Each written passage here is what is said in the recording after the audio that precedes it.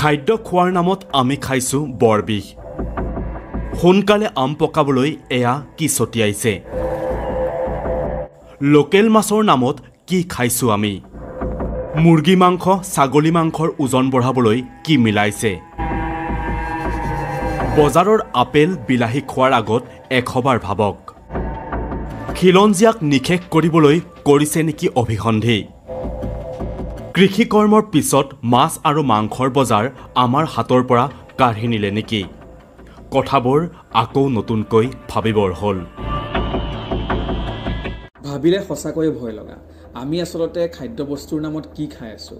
আমি যিবোৰ খাদ্য দৈনন্দিন পুষ্টিকৰ আহাৰ হিচাপে গ্ৰহণ কৰি আছোঁ, সেইবিলাক খাদ্যই আচলতে আমাক উপকাৰ কৰাতকৈ অপকাৰহে কৰি আছে নেকি? আজি আমি সেই বিষয়ে কথা পাতিম। গতিকে ভিডিঅ'টো আপোনালোকে শেষলৈকে চাব বুলি আশা কৰিলোঁ।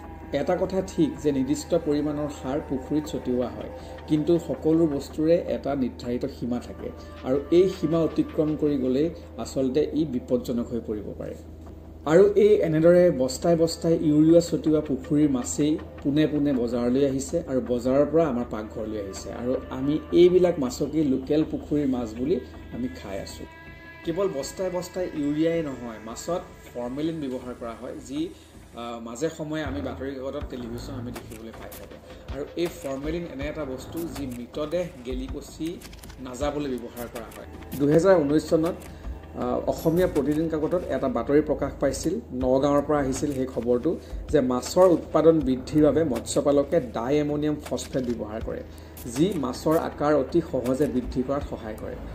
আৰু ই অত্যন্ত মানুহৰ শৰীৰৰ বাবে অত্যন্ত ক্ষতিকাৰক। লগতে কেৱল ডাই এমনিয়াম ফছফেটেই নহয়, মাছৰ আকাৰ বৃদ্ধিৰ বাবে ছুপাৰ ফছফেটো ব্যৱহাৰ কৰে। বাতৰিটোত উল্লেখ কৰা মতে নগাঁৱৰ ঢিং, ৰূপহী, বটদ্ৰৱা আদি অঞ্চলত মাছত এনেদৰে ৰাসায়নিক পদাৰ্থ অতিমাত্ৰা ব্যৱহাৰ কৰাৰ সন্দৰ্ভত প্ৰমাণ পোৱা গৈছিল বুলি উল্লেখ কৰা হৈছে। ঠিক সেইদৰে আমি যদি এনেধৰণৰ মাছ আমি ব্যৱহাৰ কৰি থাকোঁ, তেন্তে আমাৰ স্নায়ুজনিত ৰোগ, ইউৰিক এচিড, যকৃতৰ ৰোগ, বৃক্কৰ ৰোগ, আনকি কৰ্কট ৰোগ পৰ্যন্ত হোৱাৰ সম্ভাৱনা বহু পৰিমাণে বাঢ়ি যায়।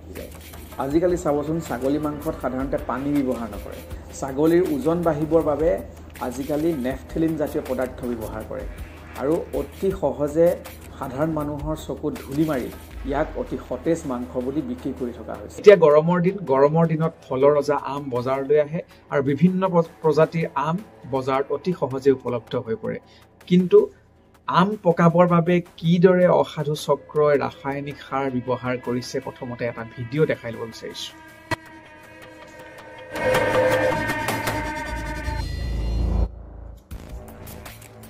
নিশ্চয় আপোনালোকে ভিডিঅ'টো দেখিলে আৰু এতিয়া গম পাইছে যে কি আমি আচলতে এইবিলাক আমি বজাৰৰ পৰা কিনি খাই আছোঁ। শেহতীয়াকৈ food safety and standards authority of ইণ্ডিয়াই আম পকাবলৈ ব্যৱহাৰ কৰা কেলছিয়াম কাৰ্বাইডৰ ব্যৱহাৰ সম্পৰ্কে সতৰ্কবাণী জাৰি কৰিছে। আৰু তেওঁলোকে কৈছে যে 2011 চনৰ পৰাই আমত কেলছিয়াম কাৰ্বাইডৰ ব্যৱহাৰ নিষিদ্ধ কৰা হৈছিল। এতিয়াও কিন্তু অবাধ হাৰত আম পকাবলৈ কেলছিয়াম কাৰ্বাইডৰ ব্যৱহাৰ কৰি থকা হৈছে। বাতৰিত প্ৰকাশিত তথ্যমতে কেলছিয়াম কাৰ্বাইড সাধাৰণতে আমৰ দৰে ফল পকাবলৈ ব্যৱহাৰ কৰা হয়, যি এচিলাইটিক এচিড উৎপন্ন কৰে। ইয়াত আৰ্ছেনিক আৰু ফছফৰাছ থাকে। ইয়াৰ ফলত বিপদজনক স্বাস্থ্য সমস্যা মানুহৰ হ'ব পাৰে। বজাৰৰ পৰা নিশ্চয় আমি আপেল ক্ৰয় কৰি খাওঁ। আপেলৰ বহু স্বাস্থ্যকৰ গুণাগুণ থাকে। ই এক ফাইবাৰযুক্ত ফল, আমি সকলোৱে জানো। কিন্তু আপেলত যে মমৰ প্ৰলেপ দিয়া হয়, সেই কথা আমি কিমানে জানো? নিয়মীয়া বাৰ্তা কাকতত এই সন্দৰ্ভত এক প্ৰতিবেদন প্ৰকাশ পাইছিল। সেইদৰে নিশাৰ ভিতৰতে বিলাহী পকাবলৈ ইথিফন নামৰ এক ৰাসায়নিক পদাৰ্থ ব্যৱহাৰ কৰা হয়, যি কেঁচা বিলাহীক ৰাতিটোৰ ভিতৰতে পকা কৰি তোলে আৰু বজাৰত অতি সতেজ ৰূপত দেখা যায়, যিয়ে গ্ৰাহকক অতি বেছি আকৰ্ষিত কৰি তোলে। ইতিমধ্যে আমাৰ খিলঞ্জীয়া মানুহৰ হাতৰ পৰা পথাৰ প্ৰায় নাইকিয়া হৈ গ'ল। এতিয়া মাছৰ বজাৰ আৰু মাংসৰ বজাৰো আনে দখল কৰি লোৱাৰ পথত। কাৰণ আমাৰ খিলঞ্জীয়া মানুহৰ কৃষি কৰ্মৰ প্ৰতি আছে সাংঘাতিক অনীহা। আমাৰ অসম কাকতত এক তথ্য প্ৰকাশ পাইছিল যে বিনামূলীয়া চাউল আৰু আন বহু সা সুবিধা লাভ কৰি হিতাধিকাৰী হোৱাৰ গৌৰৱ অৰ্জন কৰি খিলঞ্জীয়াই খেতি পথাৰ বিসৰ্জন দি খেতি কৰিবলৈ এৰি কৰ্মমুখী জীৱন হেৰুৱাবলৈ আৰম্ভ কৰিছে। অসমীয়া ডেকা ঢাপলি মেলিছে চেন্নাই, বেংগালুৰু, কেৰেলা আদিলৈ। ফলত এই স্থান স্বাভাৱিকতেই অধিকাৰ কৰিছে পূৰ্ববংগীয় মুছলমান লোকে।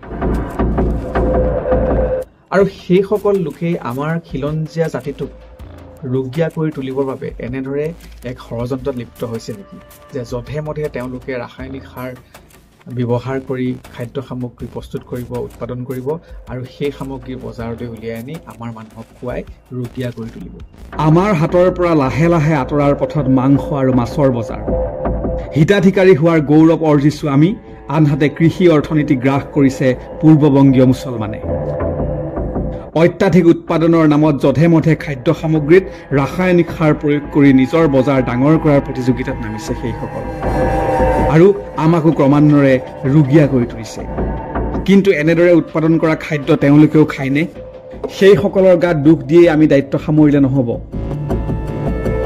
আমি কেইজন উঠি অহা প্ৰজন্মৰ ল'ৰা ছোৱালীয়ে কৃষি কৰ্মৰ প্ৰতি আকৰ্ষিত হৈছো ভৱিষ্যত কিন্তু অতি ভয়ংকৰ নতুনকৈ আমি পণ ল'বৰ হ'ল